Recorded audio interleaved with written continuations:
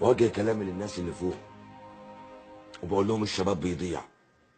لا، الشباب بيموت. شويه ماتوا في ماتش كوره، وشويه ماتوا في حادثه قطر، وشويه ماتوا هم نازلين اجازه من الجيش.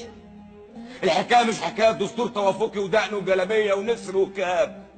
الحكايه فينا احنا. عشان خاطر ربنا كفايه اهمال. ما هو لو كلنا متنا انتوا هتحكموا مين؟ هتحكموا مين؟ انا بنادي باسم الغلابه، الناس اللي مش لاقيه تاكل ولا تتعالج ولا تتعلم. لازم تلاقي اكل وتعليم وعلاج. الناس مش مادة ايديها وبتقول يا محسنين لله، لا. الناس عايزه تشتغل وتاكل من عرقها، بس فين الشغل؟ الشهادات متعلقه على الحيطان يا حكومه. متعلقه على الحيطان يا حكومه. الغلابه يا حكومه.